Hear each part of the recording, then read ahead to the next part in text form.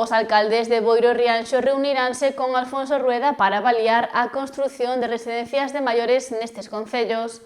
Ambos municipios solicitaron á Xunta estes centros como parte do paquete de medidas anunciado polo presidente no debate do Estado da Autonomía.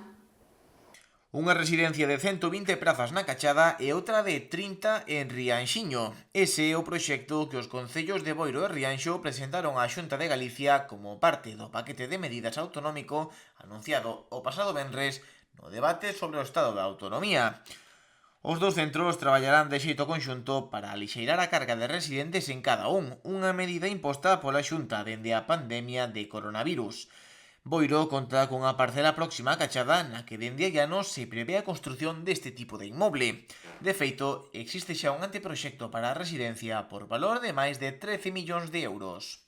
O Concello de Boiro leva tempo traballando nunha residencia pública, xa hubo disposición dentro do Concello de poñer a disposición da Xunta de Galicia uns terreos concretamente no plan parcial que temos en Barraña e incluso temos un anteproxecto de residencia que cumple os parámetros deste novo anuncio do presidente Rueda. Os terreos, volvo a anunciar, están a disposición e así yo vou a comentar o presidente Rueda, están á súa disposición. Como dicía, están no plan parcial, están detrás do Parque da Cachada, están a apenas 700 metros do centro urbán e a 250 metros da playa de Barraña. Estamos falando dunha finca de preto de 6.000 euros, concretamente 5.670 metros cuadrados, e ten ao lado unha parcela anexa de casi preto 4.000 metros. Boiro e Rianxo son os únicos concellos do Barbanza que non contan con residencia nos seus terreos. Aseguran os seus alcaldes que estes centros son vitais e necesarios para satisfacer as necesidades dunha poboación cada vez máis avellentada. Os únicos concellos da comarca que a día de hoxe non teñen unha residencia pública, atreveríame a decir incluso que somos dos poucos territorios que conxuntamente suman un número de veciños tan elevado como é o caso, de case 30.000 habitantes que tampouco non teñen un centro residencial de referencia do que poder servirse.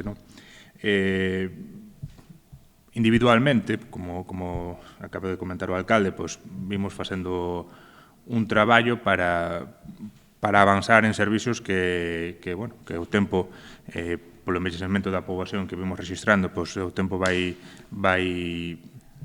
poñendo como prioritario.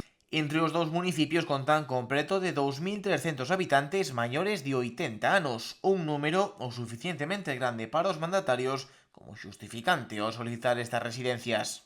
A día de hoxe, entre os dous concellos, entre o Concello de Boiro e o Concello de Rianxo, sumamos máis de 2.300 veciños e veciñas de máis de 80 anos, cando fai 30 anos, na década do 1990, a principios desta década, non pasábamos dos 2.000. No caso de Rianxo, no ano 1991, tiñamos 430 veciños e veciñas de máis de 80 anos, a día de hoxe temos 1.000. No caso de Boiro, no 1991, tiñan 522 veciños e veciñas de máis de 80 anos, a día de hoxe hai 1.380, portanto. Este proxecto solaparase así coa residencia de maiores financiada pola Deputación da Coruña en Rianxo. Sobre a existencia destes dous centros no concello, Julián Bustelo asegura que aínda se precisarían máis deles para dar cabida aos solicitantes.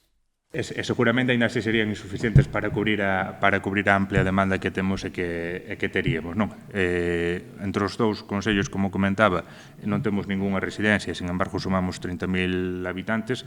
Ribeira só xa ten dúas residencias e seguro que unha terceira non lles viría mal xa coa situación que teñen. Por tanto, creo que, insisto, a demanda está de sobra xustificada.